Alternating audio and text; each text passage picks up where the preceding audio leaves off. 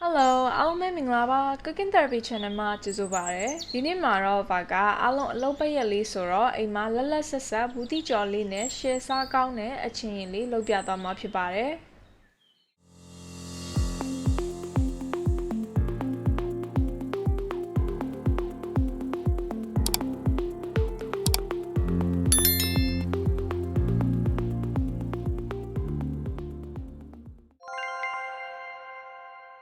အရင်ဆုံးဘူးတိတစ်လုံးကိုလိပါမယ်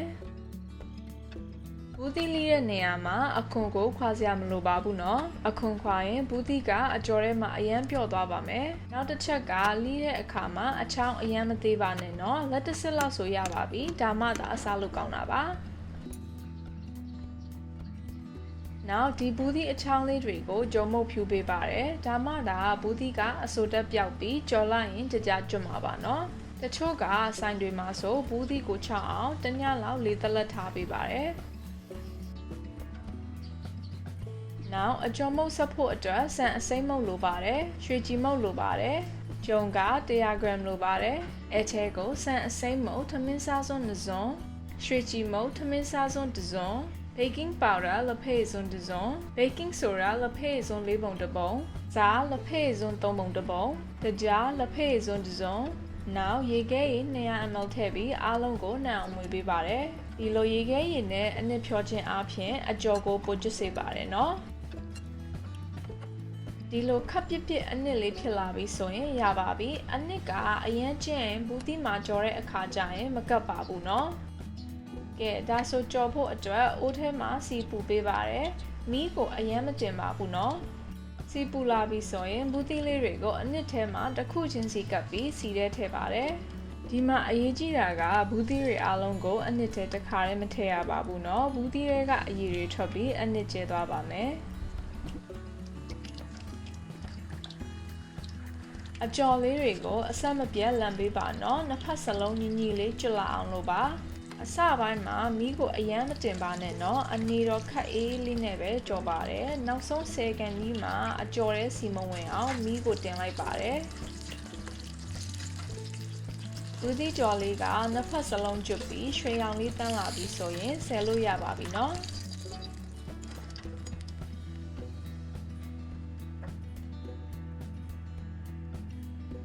နောက်တစ်တုပ်ကိုလည်းထုံနီး၎င်းမဲ့ကြော်ပေးပါတယ်ဘူးသီးတွေကိုတခါတည်းအိုးကျအောင်မထည့်ပါနဲ့เนาะအရန်ကျန့်ရင်အပူချိန်ကကျသွားပြီးပျော်သွားတတ်ပါတယ်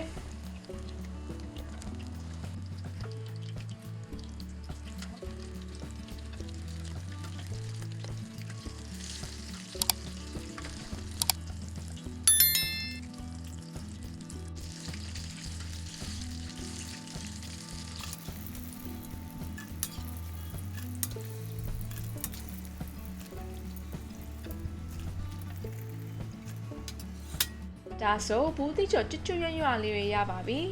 ။နောက် sauce ဆက်ဖို့အတွက်ကြက်သွန်ဖြူအခွန်နဲ့အမွှားအနှဲငယ်လိုပါတယ်။ကြက်သွန်ဖြူကိုမညစ်တညက်လေးထောင်းပေးပါတယ်။ဒါမှသာ sauce ထဲမှာအနံ့လေးမွေးမှာပါနော်။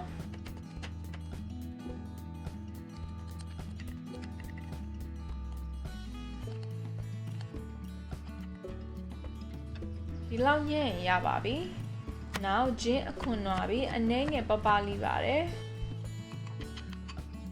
ဂျင်းကိုညံ့အောင်ထောင်းပါတယ်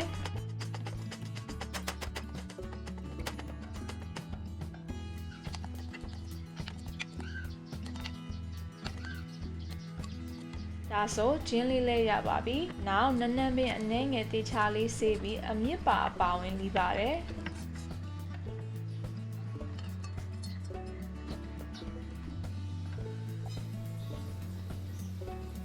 သူ့ကိုလည်းမညက်တညက်လေးထောင်းပေးပါတယ်အနံ့မွေးလာအောင်လို့ပါ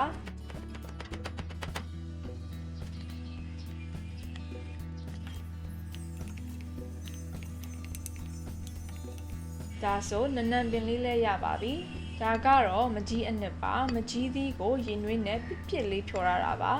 ဒါကထညက်အမဲကိုပြစ်ပြစ်လေးချိုထားတာပါsauce အတွက်မကြီးအနှစ်ထမင်းစားစွန်း5စွန်းထညက်ထမင်းစားစွန်း5စွန်းခုနကထောင်းထားတဲ့ကြက်သွန်ပြည့်အားလုံးထည့်ပါတယ်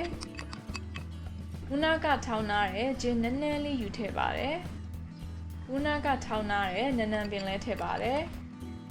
နောက်ငါးငမြရည်လည်းထမင်းစားစွန်း၅စွန်းထည့်ပါတယ်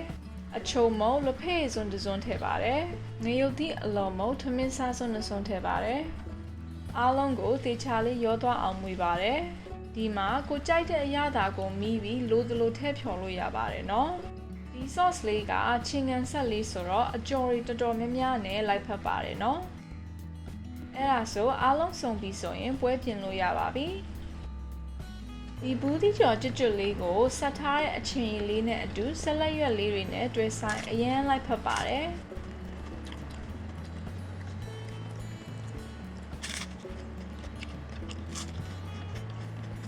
အဲ့တော့အားလုံးကိုလည်းလှူစားကြည့်စေချင်ပါတယ်အဆုံးထိကြည့်ပေးတဲ့အတွက်လည်း thank you ပါဒီဗီဒီယိုလေးကိုကြိုက်တယ်ဆိုရင် like and follow လုပ်ဖို့မမေ့ပါနဲ့เนาะနောက်ဗီဒီယိုတွေမှာလည်းထပ်တွေ့ပါမယ်